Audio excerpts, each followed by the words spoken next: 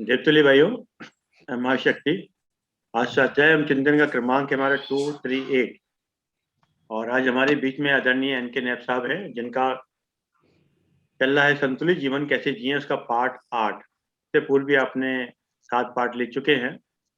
और हम आदरणीय वागीश शर्मा जी से, जो एडवोकेट सुप्रीम कोर्ट है, निवेदन करते हैं कि तो सब आदरणीय नैब साहब के समय कहे।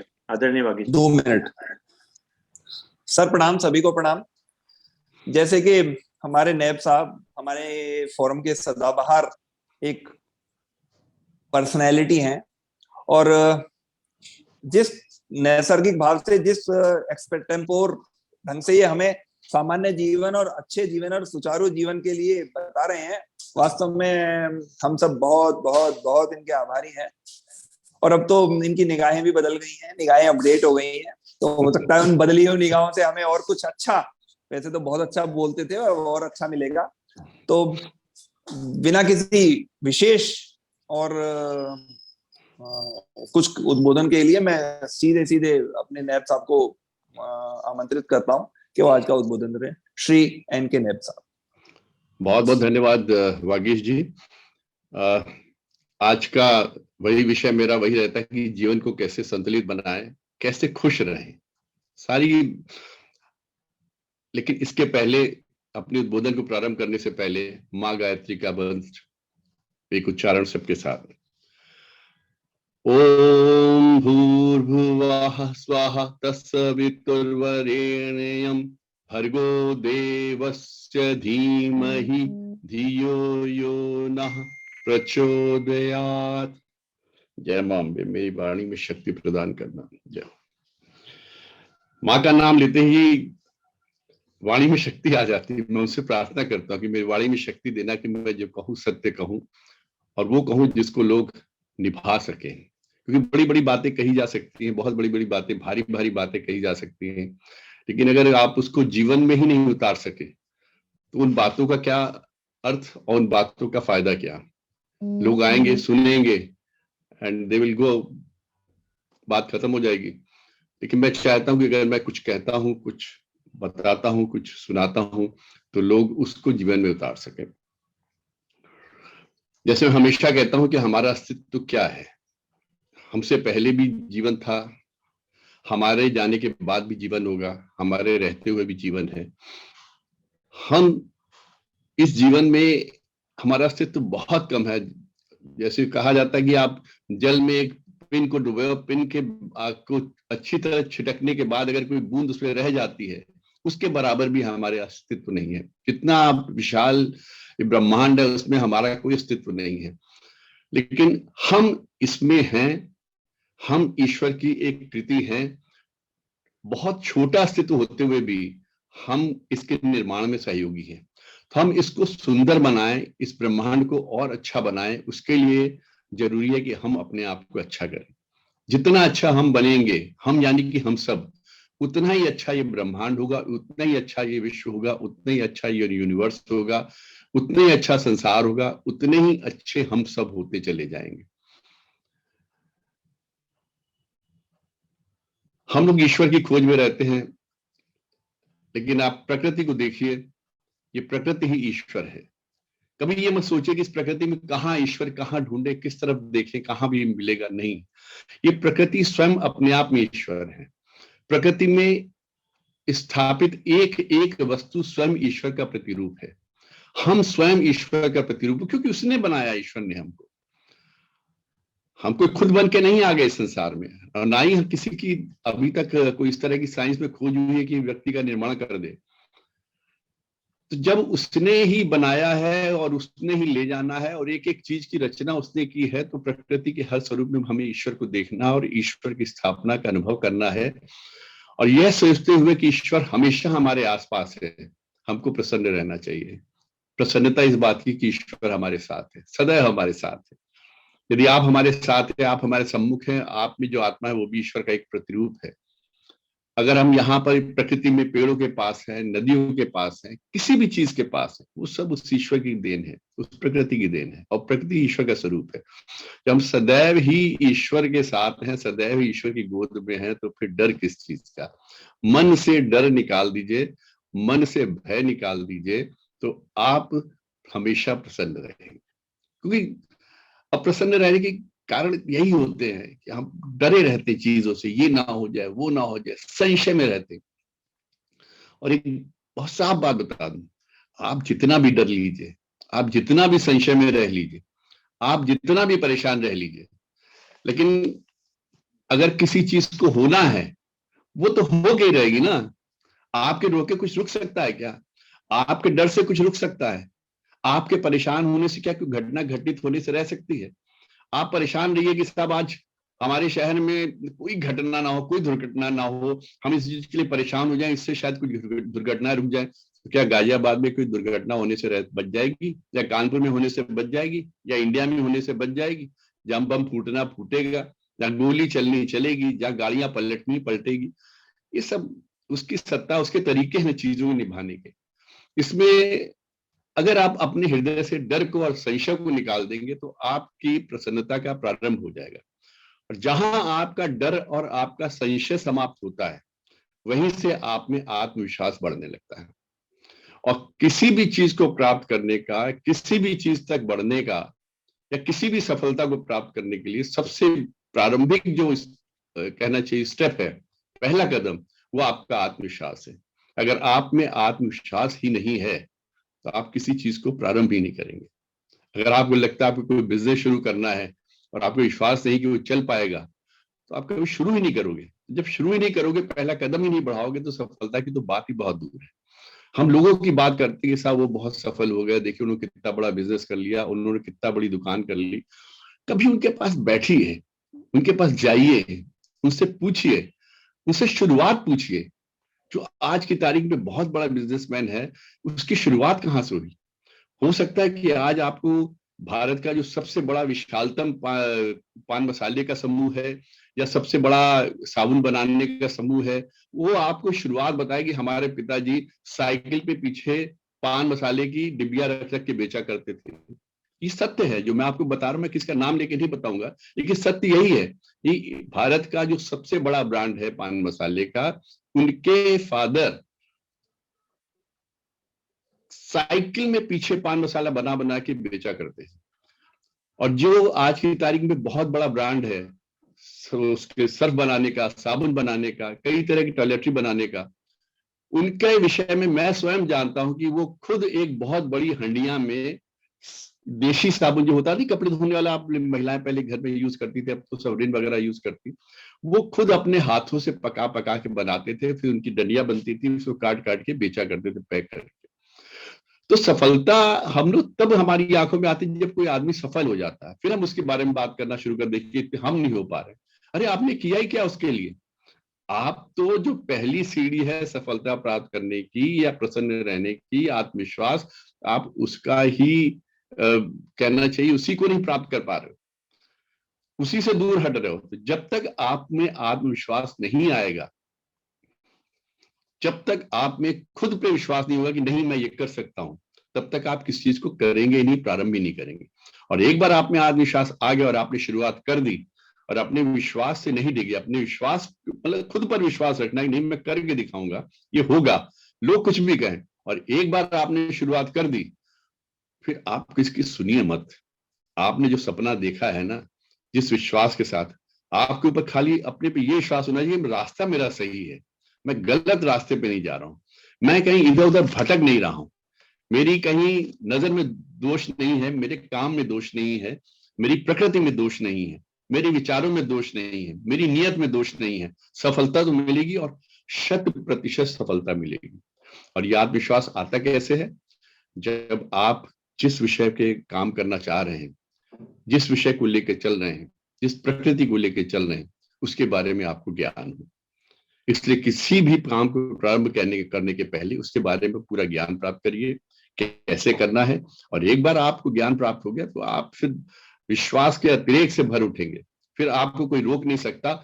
आप किसी की मत सुनिए। और जो आज के बड़े बड़े ब्रांड हैं, हो सकता है कि आज से, और मैंने कई लोगों को पिछले 15-20 सालों 25 साल में, आप लोगों ने भी देखा होगा देश में बढ़ते हुए, आप बड़े बड़े नाम ले लीजिए, 77, 76, 74, 70 में शुरू हुए थे, ठीक है, 40-50, हमारे देश की आयु 70 साल है। और कोई ब्रांड आपको पिछले 20 सालों में कोई बहुत बड़ा बिल्डर, पिछले आपकी गाजियाबाद की आई है, नाम किसी का मैं यहाँ नहीं लूंगा, वो पिछले 20 सालों में मैंने देखा कहां से कहां पहुंच गया, बहुत बड़ा नाम हो गया।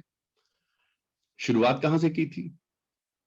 200 गज के एक प्लॉट से उन्होंने 3 फ्लोर बना के बेचने से शुरुआत की थी। तो किसी काम को शुरू करने के लिए विश्वास होना चाहिए, और एक बार आप में विश्वास भर गया और आप सही तरीके से चल दिए, फिर आपको कोई नहीं रोक सकता। दूसरी बात, प्रसन्न रहने के लिए क्या करना चाहिए, खुश रहने के लिए क्या करना चाहिए? परेशान नहीं रहना चाहिए। बड़ी सीधी सी बात है, परेशान नहीं रहना चाहिए। हमने पहले भी अपने कुछ संबोधनों में कहा है कि हम लोग कारण ढूंढते हैं परेशान होने के लिए, क्यों ना हम कारण ढूंढे प्रसन्न होने के लिए, खुश रहने के लिए कारण ढूंढे। और वो कैसे हो सकता है? जब हम अपने बोझ को कम से कम करें। बोझ कैसे होता है? परेशानियों का बोझ, गलत भावना का बोझ, डर का बोझ, संशय का बोझ, तरह तरह के बोझ दिमाग में लेके चलते हैं। जब हम इन सब चीजों को हटा देंगे, हमारे जो पास्ट में हो गया, जो बीत गई चीजें जिनको अब हम करेक्ट नहीं कर सकते, उनका बोझा जब सर पे लेके चलते रहेंगे, तो आप खुद भी समझ लीजिए एक बोरी को आप कितनी देर तक लाद कर बैठ सकते हैं? 2 मिनट 3 मिनट के लिए तो उठा सकते हैं, लेकिन आप लगातार उसको बैठ रखे रहेंगे अपने सिर पे, तो आपकी गर्दन भी अकड़ जाएगी और शरीर भी अकड़ जाएगा, आप नहीं चल पाएंगे, आप नहीं रह पाएंगे। आपको अपने बोझ को कम करना है, हल्का करना है, अपनी इच्छाओं का बोझ कम करना है। ये भौतिकतावादी, इस युग में जो भौतिकतावादी चीजें हैं, जिनको आप अपनी प्रसन्नता कारण समझते हैं, और वास्तव में प्रसन्नता का नहीं बल्कि आपकी अप्रसन्नता का कारण है, उनसे अपना पीछा छुड़ाना है। चीजों को कम करिए। ये जो एक इच्छा होती है ना, मेरे पास ये भी हो जाए, वो भी हो जाए, या भी आ जाए, वो भी आ जाए, इन सब चीजों को कम करना सीखिए, हटाना सीखिए, दूर रखना है। सिर्फ अपनी आवश्यकताएं जो है, जीवन की मूलभूत आवश्यकताएं, वो आपके पास होनी चाहिए, उपयोगिता की वस्तुएं होनी चाहिए। लेकिन जब हम जबरदस्ती जो चीजें लाना शुरू कर देते हैं ना जीवन की, ये भी हो जाए, यहाँ गए, वहां गए, इधर गए, मॉल में गए, ये भी खरीद लिया, वो भी खरीद लिया, घर में जगह नहीं है लेकिन भरते चले जा रहे हैं।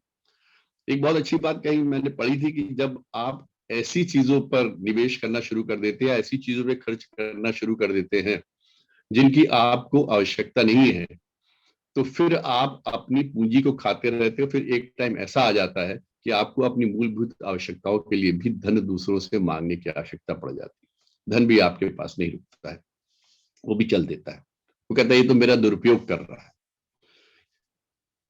तो आप अपनी चीजों को हटाइए, कम करिए, अपने बोझ को कम करिए, दिमाग के बोझ को कम करिए। जो ऊट पटांग बातें, जब बैठे बैठे कुछ नहीं होता, हम ऐसे सोचते रहते हैं, ऐसा ना हो जाए, वैसा ना हो जाए, उसने ऐसा तो नहीं कह दिया, उसने ये क्यों कहा था, हम पार्टी में गए थे तो उसने इस तरह की बात मेरे सामने क्यों की, वो इस तरीके से मुझे क्यों देखा, उसने बड़ी टॉन्टिंग वे में ये बात कही थी, इसका क्या मतलब हो सकता है। फिर हम सीधे उससे बात करने के बजाय 2-4 लोग से और कहेंगे, देखो उसने मुझसे ऐसा कहा, ऐसा किया। और लोगों को भी तो मजा आता है इस सब चीजों को करने में, समझाने में, और ज्यादा उखाड़ने में, और ज्यादा आपको उत्तेजित करने के, देखते तमाशा देखते हैं। तो इन सब बोझ, जहां आप गए वहां की चीज वही छोड़ के आ गए। आप पार्टी में गए, पार्टी से क्या बात हुई क्या नहीं, छोड़िए, क्योंकि वो भी भूल गया होगा जिसके बारे में आप सोच रहे हैं, सोचते सोचते बैठे हैं। इसके बारे में एक बड़ा अच्छा एक उदाहरण दिया गया था कि एक बार एक बॉस ने अपने जो उनके छोटा ऑफिसर था उसको डांट दिया किसी बात को लेके। उसने नेक्स्ट वाले बॉस जो उनका जूनियर था उनको डांट दिया, उसने अगले वाले को डांट दिया, करते करते वो डांट चपरासी तक पहुंची। और चपरासी को जो उसका बॉस था, चपरासी को उसने कहा कल से तुम नौकरी में मत आना, बहुत कस के डांट दिया। वो बेचारा रात भर परेशान रहा, हैरान परेशान, ये होगा वो होगा। अगले दिन खैर वो पहुंचा ऑफिस, उसे गया, पैर पकड़ के माफी मांग लिया, सर आपने मुझे कल नौकरी, कहते मैंने यार गुस्से में कह दिया था, उस वक्त क्रोध था, कोई ऐसी थोड़ी है, तुम्हारी कोई रोजी रोटी थोड़ी ले लेंगे, बात गई आई गई, बात खत्म होगी। उसने कहा अरे इनके तो याद भी नहीं था और मैं रात भर मैं परेशान रहा उस बोझे को लेके। ऐसे जिसने चपरासी को डांटा, जब वो अपने बॉस के पास पहुंचा कि सर आपने मुझे कल इस बात के लिए डांटा था, कहते यार हो गया ना, खत्म हो गया, उस वक्त की बात थी, उस हमारे बॉस ने मुझको ये सब कहा था, मैंने तुम्हें, मुझे भी थोड़ा गुस्सा आया, इमोशनल हो गया, मैंने बात कह दी, चलो जाने दो, खत्म करो, अब आगे बढ़ो, बताओ क्या करना। इस तरह करते करते जब वो लास्ट के बॉस को कहते हैं यार मुझे तो याद भी नहीं मैंने तुमसे क्या कहा, वो तो जूम मीटिंग चल रही थी, 20-25 लोग थे, मैंने किस किस को क्या क्या कह दिया मुझे याद भी नहीं, उस on the spot of moment, spur of moment में मुझे समझ में आया, मैंने कह दिया तुम जबरदस्ती क्यों बोझा लेकर चल रहे हो। तो इस तरह के बोझ को लेकर जब हम जीवन में बने रहते हैं तो हमारी प्रगति के सारे रास्ते बंद हो जाते हैं, हम दूसरी तरफ सोच जाती नहीं।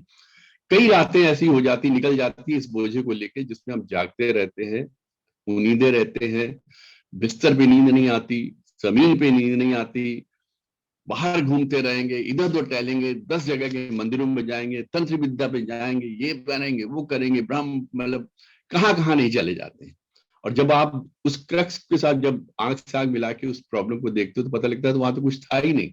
अल्टीमेटली पता चला कि बात कुछ भी नहीं थी, जहां से टॉप से चल के आई थी वो उस बात को भूल के अपने घर आराम से सो रहे हैं और बाकी पूरी नीचे तक की बिरादरी उस एक बात से परेशान है। तो ऐसी बातों का बोझा कम कीजिए, त्याग करने, इन सब चीजों, ये नकारात्मक चीजें हैं, इन सब का त्याग करने से ही हमारे पास अच्छी चीजें आएंगी।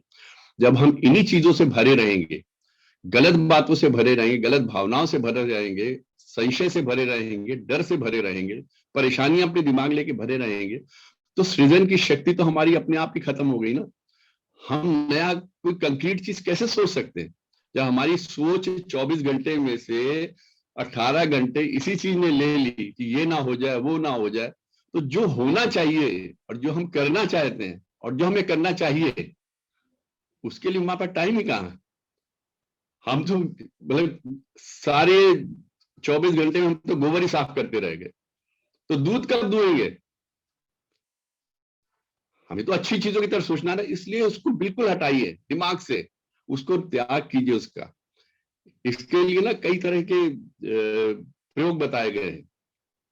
जैसे एक कहा गया कि उपवास करने चाहिए, किस किस चीजों का कैसे कैसे उपवास करना चाहिए, त्याग, जिसे मैंने कहा ना चीजों को त्यागिए, नकारात्मक चीजों को। तो नकारात्मक चीजें खाली भावनाएं ही होती है, हमारे शरीर के साथ भी, हमारा जो बायोलॉजिकल सिस्टम है उसके साथ भी कई तरह की चीजें लगी, जिनको त्याग करने से हमारे मस्तिष्क में, हमारे दिमाग में स्थिरता आती है।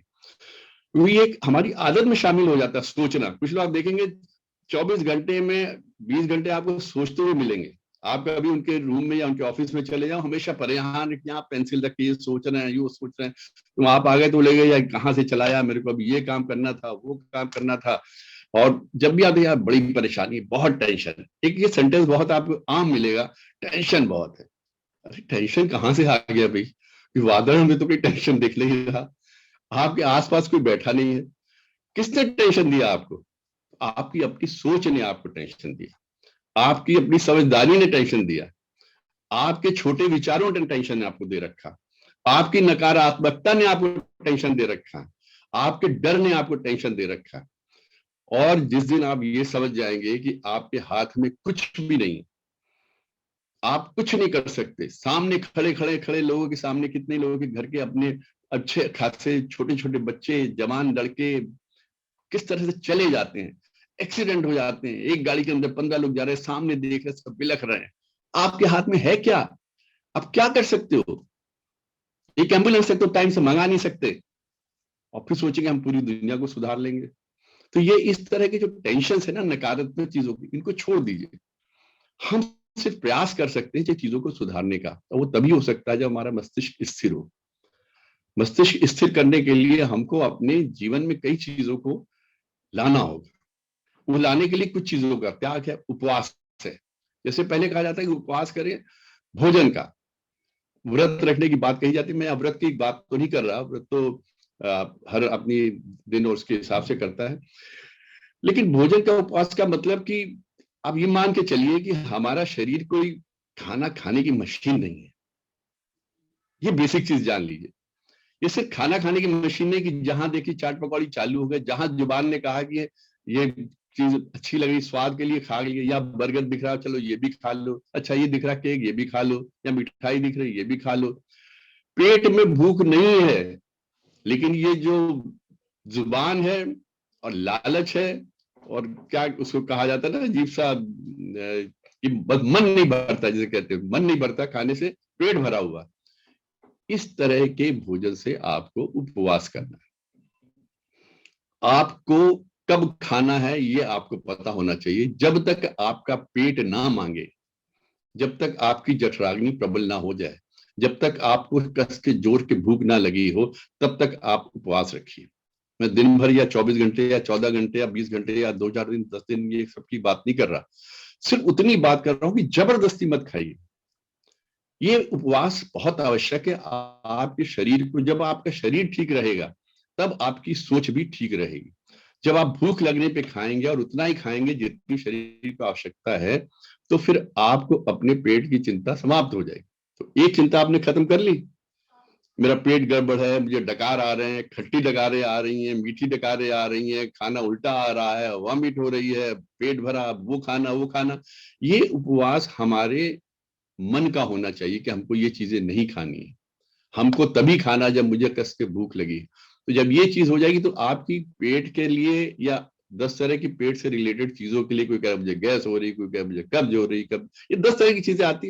इन सब चीजों से आप कई लोग से मिलेंगे ना, आपको देखेंगे आप 100 में से 90 आदमी आपको पेट से परेशान रहे मिलेंगे, कि पेट की प्रॉब्लम रहती है, पेट ठीक नहीं रहता। अरे जब तुम खाना नहीं बंद करोगे तो पेट कहाँ से ठीक होगा? मशीन को आराम तो दो, उसको तभी खिलाओ, मशीन में सामान भरो जब उसको जरूरत हो। आप उसको ऊपर तक भर दो भी कहोगे वो ठीक नहीं रहता। तो एक उपवास ये है कि हम भोजन का उपवास तब तक करें जब तक कि पेट को या शरीर को आवश्यकता ना हो। और दूसरा, हमको तब खाना चाहिए,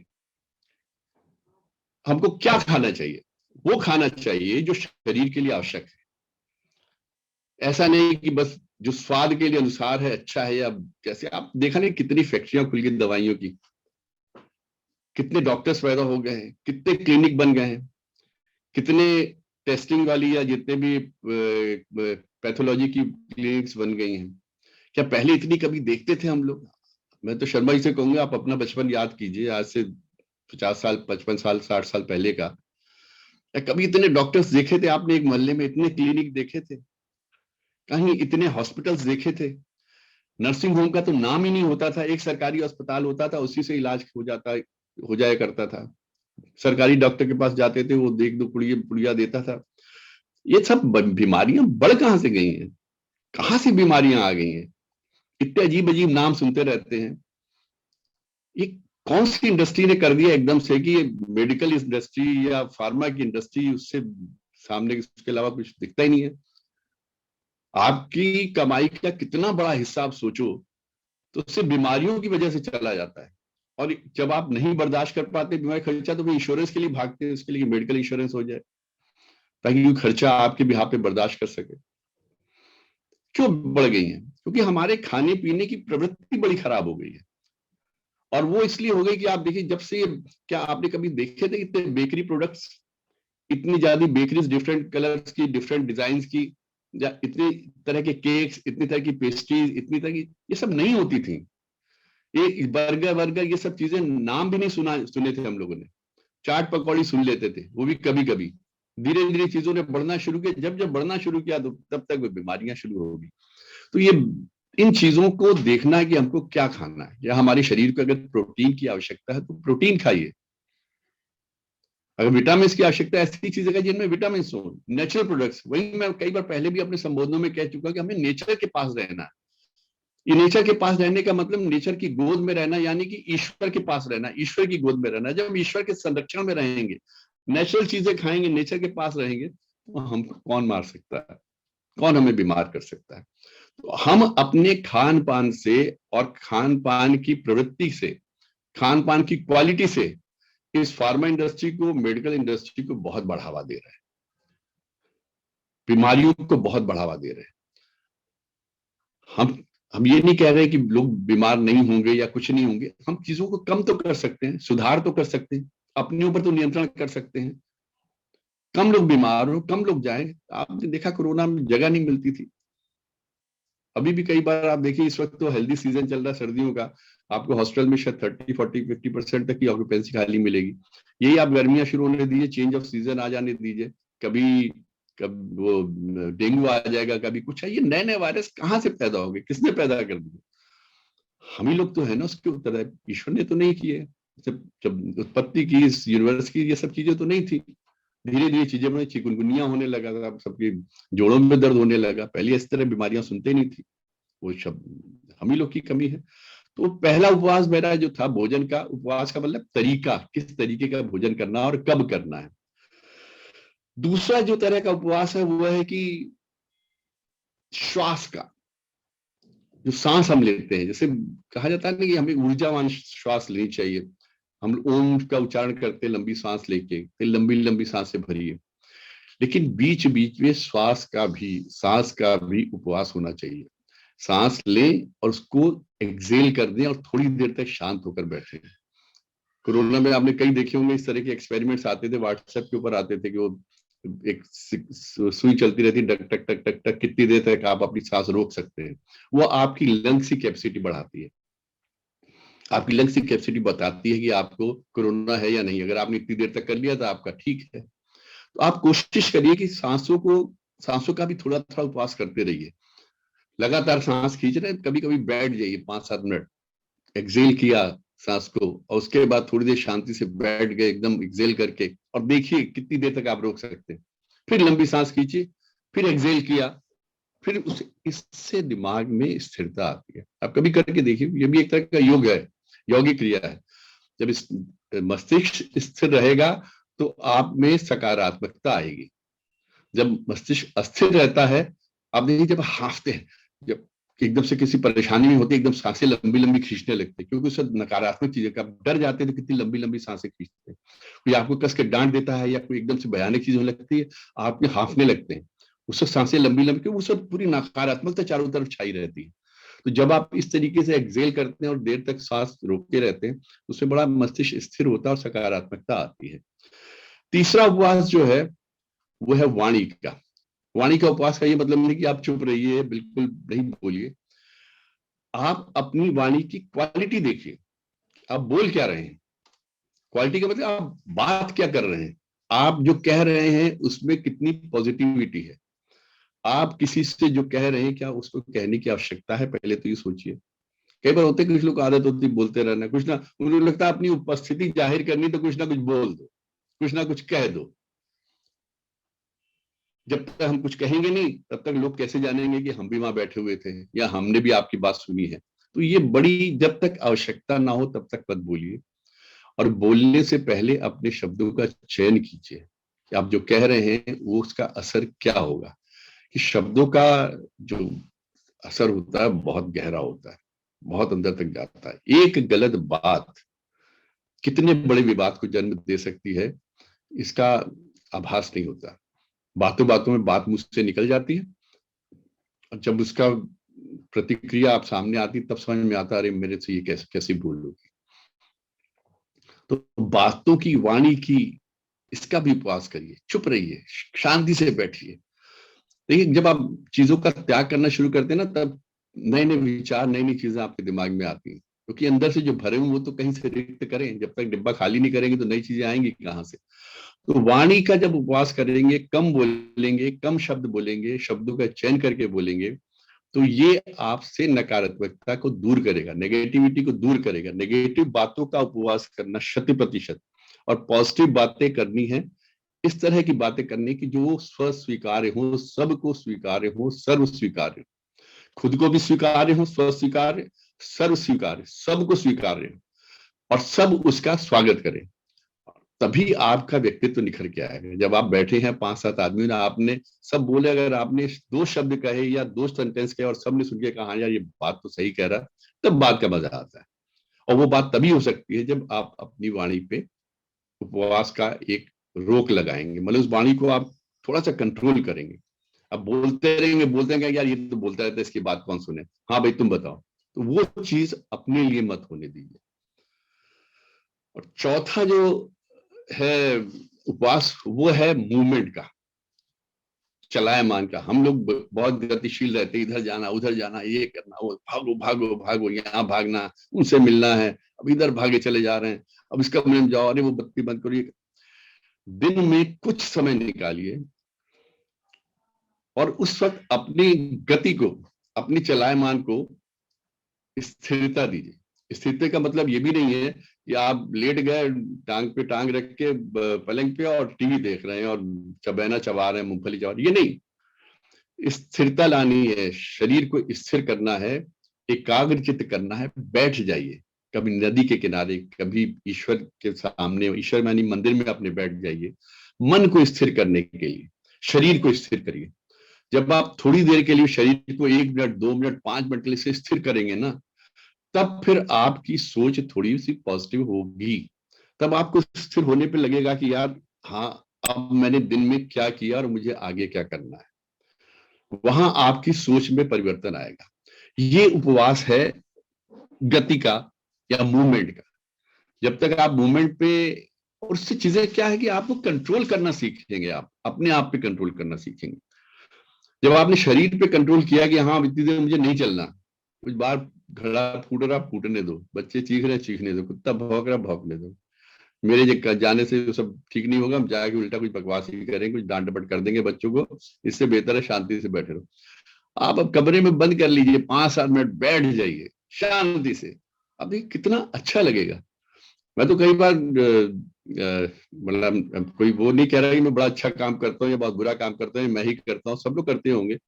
कभी आप ये जो इसकी एक्सरसाइज होती है ना, रेस्पिरेशन की, सांसों की, या योग की जिसे कहते हैं, तरह तरह की श्वास लेना, आप आंख बंद करके श्वासें लेना शुरू, अग्निसार करना शुरू कर दीजिए, कोई भी योग क्रिया कर दीजिए, भस्त्रिका करिए या आंख बंद करके। फिर आप 2-4-5 मिनट के बाद आपको खुद ही लगेगा ये अब आंख नहीं खुलनी चाहिए, देखते हैं थोड़ी देर और बंद करके देखते हैं, थोड़ी देर और बंद करके देखते हैं, ये भी आंख बंद करके कर लेते हैं, या नेक्स्ट एक्सरसाइज में आंख बंद करके कर लेते हैं।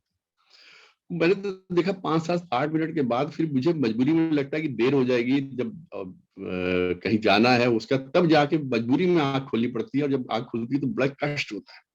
आंख बंद करके आप बैठे रहिए, लंबी लंबी सांसें खींच के और एक्सेल करिए, और फिर शांति से बैठिए। जो मैंने आपको 3-4 तरह के ये बताए हैं उपवास, ये शरीर पे लागू करके देखिए, बड़ा आनंद मिलता है, बड़ी स्थिरता मिलती है, बहुत चेतना सी अंदर से जागृत होती है। बोले ये ऐसी चीजें जो मैंने खुद अपने पे की हुई हैं, इसमें मैं ऐसी चीज कोई नहीं बता रहा जो कि मैंने सुनी सुनाई और मैं आगे बढ़ा दे। इन सबको मैंने अपने ऊपर प्रयोग किया हुआ है और बड़े पॉजिटिव उसके रिप्लाई आए हैं, बहुत शरीर खुद ही जवाब देता है। एक बार तो मैंने शायद बताया भी था, जिक्र किया था शायद बातों बातों में, क्या था रोहित शर्मा की, एक बार बहुत लंबी लंबी सांसें खींची थी, सांस खींचने के बाद बहुत लंबी, उसके बाद गहरी सांस खींचने के बाद 5-7-8 हम 2 लोग थे ऑफिस में, दोनों उनको मैं गुरु कहता हूँ, अपना डिपार्टमेंट में थे, मेरे गुरु जी की तरह, बहुत सच्चे विचारों के लोग हैं, उनको शर्मा जी जानते भी हैं। उन्होंने जो गहरी सांसें ली और लंबी लंबी सांसें मेरे को दिलवा के शांत किया है, 5-7 मिनट की सांसों के बाद आप लोग विश्वास नहीं करें, 15 मिनट तक हम लोग कमरे में सिर्फ शांत बैठे रहे, कोई दोनों किसी से बात नहीं कर रहा था, कुछ देख नहीं रहा था, आंखें बंद थी। और 15 मिनट के या 20 मिनट बाद हम लोग ने कहा कि, मैंने उनसे कहा कि सर अब मैं घर जाऊंगा, अब मूड बिल्कुल डिफरेंट हो गया, जो बात शुरू की थी उसका मतलब ही नहीं रहा। और घर में आके 1-1.5 घंटा लग गया उस योग से, या उस कहना चाहिए साधना से कह लीजिए, किससे बाहर निकलने में इतना आनंद आया। उसको मैं मतलब कभी कभी उसको महसूस करता हूँ, क्या चले गए थे हम, किस जगह चले गए थे। तो इन सब चीजों को आप प्रयोग करके देखिए। जो मैंने आपको 4 तरह के उपवास बताए, तो भोजन का उपवास, उपवास का मतलब भूखा नहीं रहना, तब खाना है जब आपका शरीर मांगे, जुबान मांगे नहीं, दिल मांगे नहीं, जब शरीर मांगे, और वही खाना जो आपके शरीर के लिए उपयुक्त है, नेचर के बहुत पास रही है। दूसरा उपवास श्वास का, तीसरा उपवास वाणी का, और चौथा उपवास स्थिरता का। ये 4 तरह के अगर आपने उपवास करने सीख लिए, बीच ये नहीं कि लगातार कर दे, बीच बीच में करते रहिए जब मौका लगे, आप देखिए जीवन में कितनी पॉजिटिविटी आ जाएगी, आपकी सोच बिल्कुल बदल जाएगी। कई जो चीजों में हम उलझे रहते हैं, दुनियादारी की चीजों में, जिन पे हमारा कोई मतलब नहीं होता, सिर्फ इसलिए उलझे रहते हैं कि हमें भी जानना है। जैसे आप देखते नहीं हो कई बार भीड़ में, कहीं सड़क में जा रहे किनारे में भीड़ इकट्ठी है किस चीज को, तो आपका भी मन करता है 2 मिनट गाड़ी रोक के देख ले, झांक ले। और पैदल चल रहे हैं तो आप 100% रुकेंगे, आप भी झांकेंगे, जाएगी आप मतलब की कोई चीज ना हो और आप उसमें कोई सहायता ना कर सकते हो, आप उसमें कोई दखल नहीं हो, और झांकेंगे, जानेंगे से जाने की जो इच्छा शक्ति है, उस इच्छा की वजह से जान के फिर आगे बढ़ जाएंगे। अगर आप बिना देखे भी चले जाते तब भी कुछ फर्क नहीं पड़ना था, और देख के जा रहे तब भी कुछ नहीं फर्क पड़ रहा।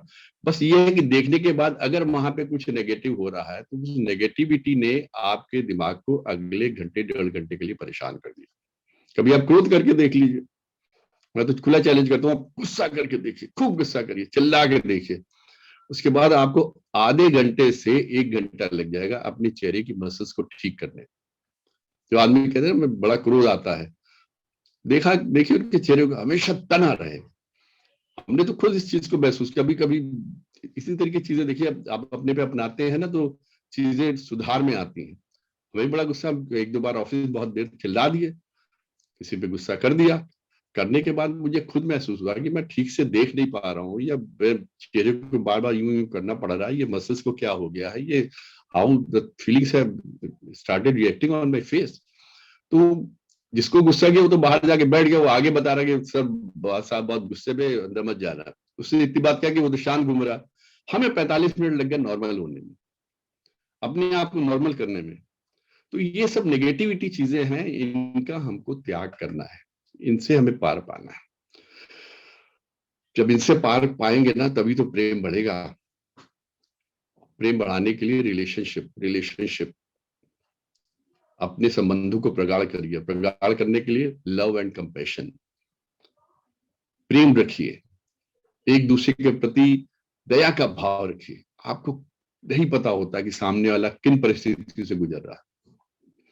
हम सिर्फ अपनी परिस्थितियों को देखते हैं, अपनी परेशानियों को जानते हैं, अपने दुखों को जानते हैं, अपने कष्टों को जानते हैं, लेकिन सामने वाले को सोचते हैं वो 100% करेक्ट है, सब कुछ उसके साथ सही चल रहा है, वो बिल्कुल परफेक्ट लाइफ जी रहा है, उसके घर में कोई प्रॉब्लम नहीं है, उसके बिजनेस में कोई प्रॉब्लम नहीं है, तब भी वो जबरदस्ती ये सब ड्रामेबाजी कर रहा है।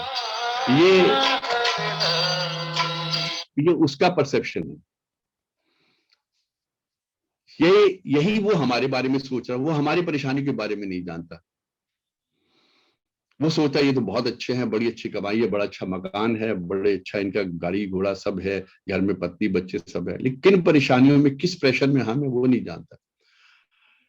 हर आदमी को अपनी परेशानियों को पता है और दूसरे के सुख का पता होता है। दूसरे के जब दुख का या उसके कष्टों का या उसके प्रेशर का भी जब पता लग जाएगा तो हमारी भावनाएं ही चेंज हो जाएंगी। तब हम एक दूसरे के प्रति थोड़ा सा प्रेम और दया का भाव दिखाएंगे। अगर हम सामने वाले की परेशानी को जाने, किस प्रेशर में वो रह रहा है, तब देखिए खुद ही आपके अंदर थोड़ा सा दया का भाव, यार वाकई में बहुत परेशान है, यार बहुत परेशान है, उसके किस तरह से मदद कर सके, ये किस तरह से मदद कर सकते हैं, ये पहला स्टेप है पॉजिटिविटी का। और जब हम सोचते हैं कि देखो कितना ठीक ठाक आदमी चल रहा है और हमारी परेशानी को समझ नहीं रहा, हमको तंग कर रहा है, then suddenly start reacting in a very negative वे।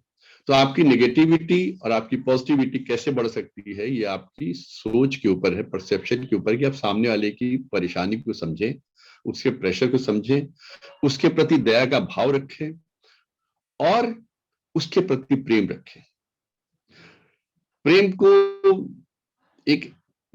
प्रेम एक इस तरह की भावना है जो अनंत है, मतलब इसका कोई जोड़ नहीं है। आप हृदय से प्रेम करके, आप देखें हम लोग जूम मीटिंग में जुड़ते हैं, सबके प्रति कितना एक दूसरे के प्रति प्रेम और भावना, दया की, तुम्हें को इज्जत, एक दूसरे के प्रति एक एक्सेप्टेंस की फीलिंग बढ़ती जा रही है। हम लोग एक ग्रुप बनता जा रहा है, एक फैमिली बन गई, एक दूसरे के प्रति प्रेम सौहार्द इस तरह का वातावरण बनना शुरू हो गया है।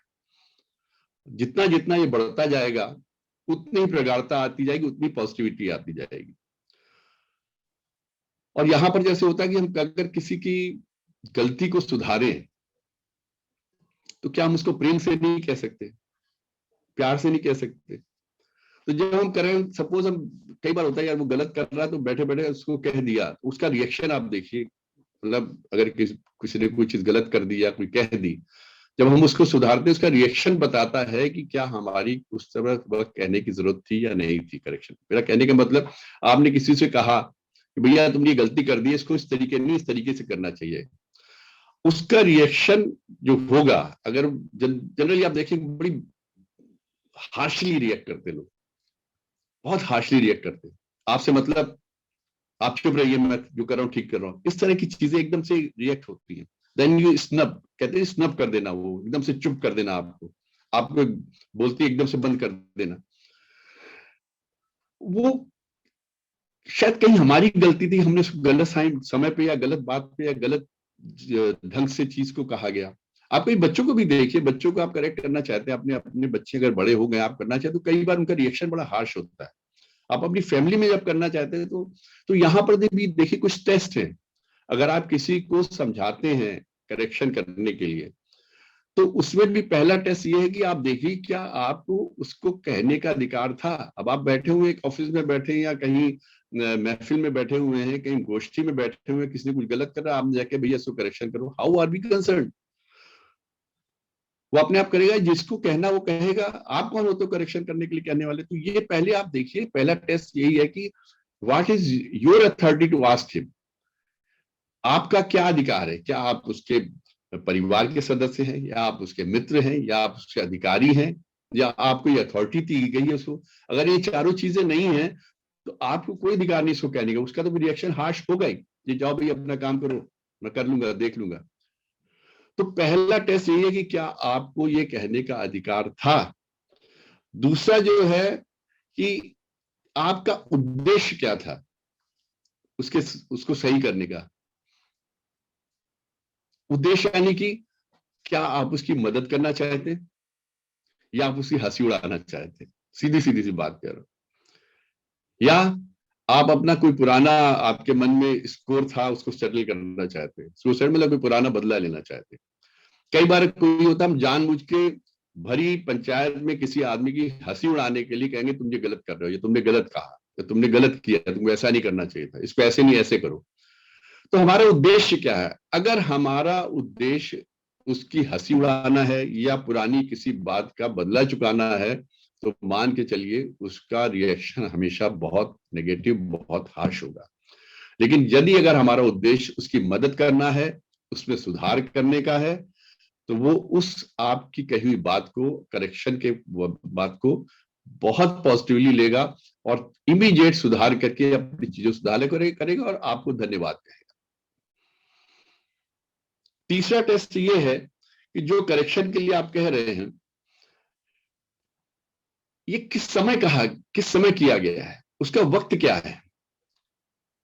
जिस वक्त आपने करेक्शन के लिए कहा, क्या वो समय था, सही था, उचित था? जैसे अभी मैं अपनी बात कह रहा हूं, अगर मैंने कोई गलती कर दी है, बीच में कोई मुझे एकदम से कहेगा आपने ये शब्द नहीं कहा, ये गलत कर दिया, ये वैसे कर दिया, या इमीडिएट इस टॉक के बाद कोई मुझे आके फोन कर दे तो आपको ये नहीं कर, तो मेरा रिएक्शन हो सकता है उस वक्त इस यहाँ के तनाव से या किसी वजह से बड़ा हार्श हो जाए। यही मुझे 1-2 दिन बाद बताया जाए यार आपको ने ये थोड़ी सी गलती कर दी, यहाँ पे आप ये नहीं है, तो मैं उसको बहुत पॉजिटिव, हाँ यार ये गड़बड़ी हो गई, ये गलती हो गई मित्र, अगली बार मैं इसको सुधार कर लूंगा और इसके ऊपर अगर मैंने कुछ गलत कह दिया तो माफी भी मांग लूंगा। ये रिएक्शंस होते हैं कि आपने करेक्शन के लिए किस तरह से कहा।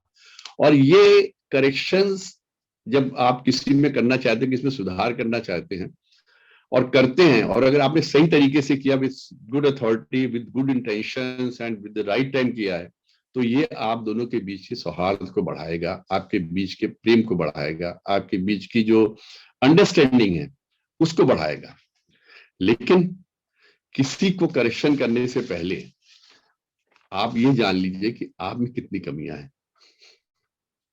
हम लोग दूसरों की कमियां खूब देखते हैं, खूब मजे लेते हैं, उसके बारे में खूब सोचते थे, उसको ये है, वो वैसा है, वो वैसा है। कभी आप सोच के देखिए कि अगर हम दूसरे के बारे में इतने नेगेटिव थॉट्स रख रहे हैं, इतनी गलतियां निकाल रहे हैं, क्या वो हमारे बारे में ऐसा नहीं सोचता होगा? हम क्या एकदम परफेक्शन की हद तक सही है, या हम में कोई गलती नहीं है? तो पहले हम आत्मावलोकन करें, जैसे कहते हैं खुद का स्वयं का निरीक्षण करें, आत्मनिरीक्षण जिस शब्द कहा गया। सेल्फ इंस्पेक्शन, अपना अंदर से खुद देखे हम में कमी है कि नहीं, हम दूसरे के बारे में कह वो ऐसा कर रहा वैसा कर रहा है, क्या हम तो नहीं वैसी गलती करते हैं। होता यही है कि अगर हमने कोई गलती की है तो हमारे पास उसका एक पूरा जस्टिफिकेशन होता है, पूरी चिट्ठी हमारी तैयार होती है, साहब इसका हमने ये किया तो इसकी ये वजह थी, ये किया तो ये वजह थी, ये किया तो ये वजह थी। कभी ये सोचा है कि दूसरे ने अगर गलती कर दी है तो उसकी वजह क्या होगी, या वो ये इस तरह की प्रॉब्लम उसके साथ है तो उसकी वजह क्या है, कहीं कोई साइकोलॉजिकल प्रॉब्लम तो नहीं है। हम दूसरे के ना प्रेशर को समझते हैं ना दूसरे की प्रॉब्लम्स को समझते हैं, हम यही सोचते हैं कि उसने गलत कर दिया है, इसकी उसको सजा मिलनी चाहिए, किन किन वजहों से किया है इसके बारे में कभी नहीं सोचते। और अगर हमने कभी खुद गलत कर दिया है, हम अपने प्रेशर्स को, अपनी प्रॉब्लम्स को पहले सामने रखेंगे, फिर कहेंगे ये वजह है, इसकी वजह से किया, मतलब उसका कारण इमीडिएट बताएंगे, इमीडिएट जस्टिफिकेशन बताएंगे।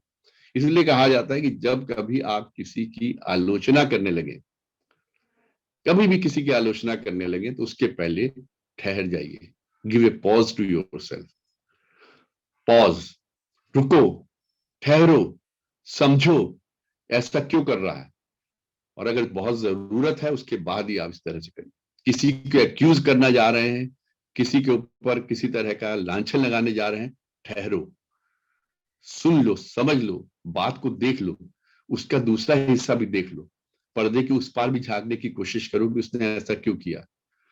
अगर किसी को अपशब्द कहने जा रहे हैं तो रुको, ठहरो, समझो, क्या ये जरूरी है जो तुम कहने जा रहे हो, क्या इसकी आवश्यकता है। ठहर जाओगे तो हो सकता है कि चीजें सुधर जाएं, अपने आप सुधर जाएं, आपको कहना ही ना पड़े, और आपकी बातों से हो सकता है कि वो रिएक्शन बहुत गलत हो जाए। तो ये एक पॉज देना अपनी, जब भी आप किसी चीज पे रिएक्ट करने जा रहे हैं, जब भी किसी चीज पे आप इससे करेक्शन करने जा रहे हैं किसी की, या कभी आप उस चलती हुई नदी में पानी, एक धारा बह रही है, उसमें अगर आप छड़ी मारने जा रहे हैं तो उसके पहले एक बार सोच लीजिए, ठहर जाइए, विचार करिए, खुद का अंदर से देखिए कि ये चीज क्यों हो रही है। अगर ये हम कर रहे होते तो उसके पीछे क्या रीजन होता, हम किस कारण से कर रहे होते, कहीं ये परेशानी उसके साथ तो नहीं है। अगर ये परेशानियां उसी के साथ है तो जो जस्टिफिकेशन हम अपने ले रहे हैं तो उसके लिए क्यों नहीं ले सकते। और एक बात और, हम हर चीज को दूसरों के साथ कंपेयर करके देखते हैं। टाइम सब बड़ी तेजी से मैं देख रहा हूँ निकल रहा है, तो दूसरों के साथ हम कंपेयर बड़ी तेजी से करते हैं, और जहां हम पीछे रह जाते हैं वहां हम खुद को कोसना शुरू कर देते हैं कि हम ये नहीं कर पाए, वो नहीं, वो देखिए उसने 32 साल की एज में कितना बड़ा मकान बना लिया, उसने 25 साल की एज में कितनी बड़ी नौकरी ले ली, उसने 40 साल की एज में देखिए कितने बड़ा बिजनेस कर लिया। लेकिन ये सब करने के पीछे उसका कितना बड़ा त्याग था, उसकी क्या परेशानियां रही, किन प्रेशर से होकर गुजरा, किन किन बातों में उलझा रहा, कितनी उसने मेहनत की। क्या कभी हमने देखा इस चीज को, जो मैंने शुरुआत की थी ना, हम दूसरे की सफलता को ही खाली देखते हैं। एक मिनट, मैं अभी जूम मीटिंग में, अभी थोड़ी देर में कॉल करता हूं। तो क्या हमने कभी इस तरह की परेशानियों को देखा, कभी इस तरह की चीजों को सोचा कि उसकी क्या परेशानियां थी, आज हम उसकी सफलता को तो देख रहे हैं, उससे जल भी रहे हैं, हम उसकी गति से बढ़ना चाहते, लेकिन उसके लिए हमने क्या प्रयत्न किया, हमने क्या कोशिश की। सिर्फ उसकी प्रगति की देख के जलना, यही काम हमें आता है। हम प्रयास नहीं कर सकते, हम स्पर्धा नहीं कर सकते, उसकी अपनी रेस है, उसकी अपनी गति है, उसका अपना प्रारब्ध है, उसकी अपनी मेहनत है, उसके अपने निर्णय हैं, उससे उसने प्रगति की है। उसने अगर कम उम्र में, आप देखेंगे कोई 38 साल की एज में प्रेसिडेंट बन गया, कोई 50 साल की एज में बना, कोई अभी 85 साल में बना, कोई 70 साल में बना, ये उनकी अपनी मेहनत है, सबकी अपनी अपनी रेस है, सब अपने अपने तरीके से दौड़ रहे हैं। अगर हम उनकी दौड़ को देखेंगे तो हमारी जो अपनी दौड़ है, जिसमें हम दौड़ पा रहे हैं, जो हमारा सामर्थ्य है, हम उसमें भी पीछे रह जाएंगे, हमारा अपना कैलिबर क्या है उसके बराबर भी नहीं आ पाएंगे। इसलिए आप अपनी दौड़ दौड़िए, अपनी रेस रहिए, अपनी जिंदगी की लड़ाई खुद लड़िए। हम बिल्कुल नहीं जानते हैं कि दूसरे आदमी की अपनी लड़ाई किन परिस्थितियों में हो रही है, उसके पीछे क्या क्या परेशानियां हैं, किन चीजों को लेके वो चल रहा है, कितने प्रेशर के अंडर चल रहा है। हम खाली उसकी हंसी देखते हैं, उसकी मुस्कुराहट देखते हैं, उसके सुख को देखते हैं, उसके 2 मंजिले 3 मंजिले के मकान को देखते हैं और उससे जलना शुरू कर देते हैं। लेकिन उसके पीछे उसकी क्या मेहनत रही, क्या त्याग रहा, कितना प्रेशर उसने झेला होगा, किस गति से वो दौड़ा होगा, कितना उसने कहाँ कहाँ उसने काम किया होगा, किस किस के आगे उसने अपने झोली फैलाई होगी काम मांगने के लिए। कभी इसके बारे में कोई नहीं सोचता। जैसे आप बॉलीवुड के देख ली, बड़े बड़े एक्टर्स की सफलता के लिए, आज के सफलतम एक्टर को देख लीजिए, उसे कैसे शुरुआत की। सफलतम गायक को देख लीजिए, शुरुआत कहाँ से हुई, किन स्टेजेस पे गाया, कोई से कहाँ कहाँ गाता रहा, गली मोहल्ले से शुरुआत की, गली शहर के स्टेज से शुरुआत की, फिर आगे बढ़ा। तो हम शुरुआती जिंदगी को छोड़ के उसके सफलता पॉइंट को देख के वहां से स्पर्धा करने की बजाय जलना शुरू कर देते, ईर्ष्या शुरू कर देते और अपने को कोसना शुरू कर देते हैं। तो यहाँ पर हमारे अंदर पॉजिटिविटी आने के बजाय नकारात्मकता आ जाती है कि हम कुछ नहीं कर पाए, हम कुछ नहीं कर पाए, हम बेकार हो गए। मेहनत करने की बजाय, स्पर्धा करने की बजाय, उस सफलता को पाने के लिए प्रयत्न करने की बजाय हम इसी सोच में मरे जाते हैं कि वो सफल हो गया, हम नहीं कर पाए। उसने इतनी कम आयु में इतना कुछ गेन कर लिया, हम नहीं कर पाए। अरे कभी ये भी तो देखिए कि लोग कितनी कम आयु में मर जाते हैं। किसने बड़ी अच्छी रेस की, बहुत अच्छा बिजनेस कर लिया, 40-45 साल की एज में चला गया। क्या आप भी उसी स्पीड से जाना चाहते हैं? कुछ लोगों को देखिए मतलब अच्छी आयु के मिल जाते हैं, अच्छी आयु के होते हैं, तो वो अपनी एज को कोसने लगते हैं। इतनी एज हो गई है, इतनी परेशानियां हैं, इतनी बीमारियां हो गई।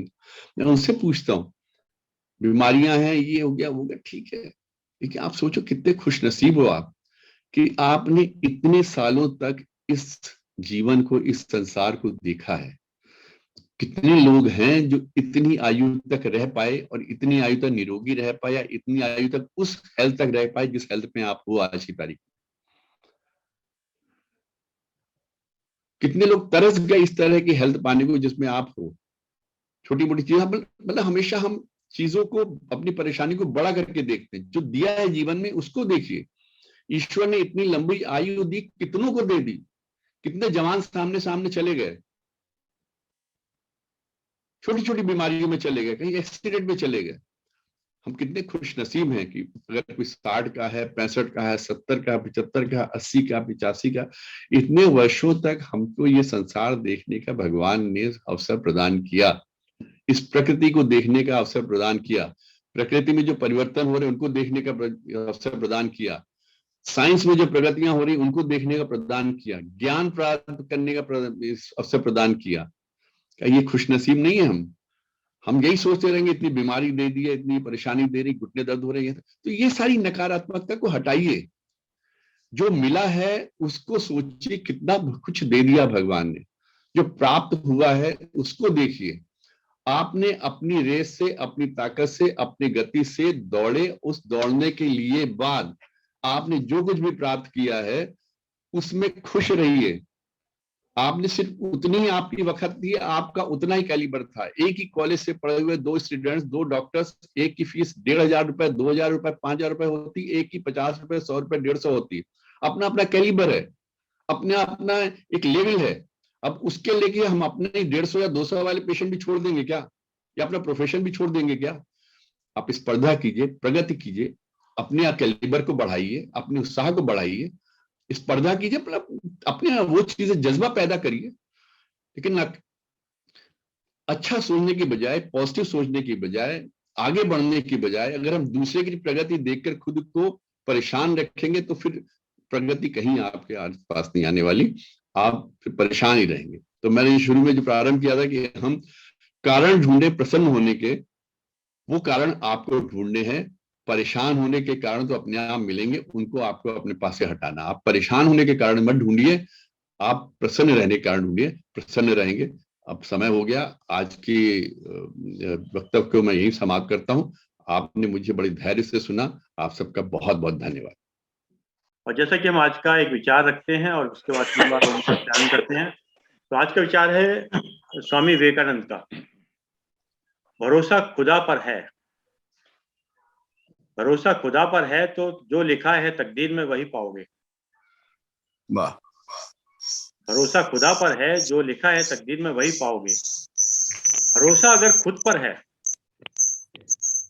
भरोसा अगर खुद पर है तो खुदा वही लिखेगा जो आप चाहोगे। भरोसा अगर खुद पर है तो खुदा वही लिखेगा जो आप चाहोगे। आइए 3 बार उच्चारण कर लेते हैं। समय संध्या काल है, अपने को अनम्यूट कर लीजिएगा।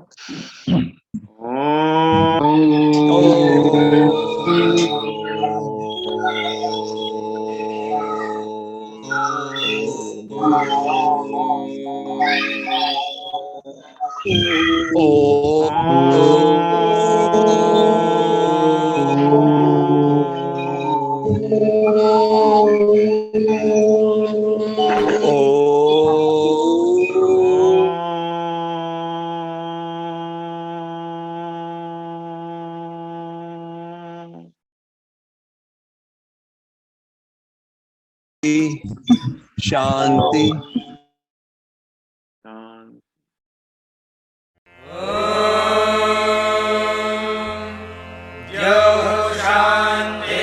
शान्तिरन्तरिक्षं शान्तिः पृथिवी शान्तिरापः शान्तिरोषधयः शान्तिः वनस्पतयः शान्तिर्विश्वे देवाः शान्तिर्ब्रह्म शान्तिः सर्वं शान्तिः शान्तिरेव शान्तिः सा मा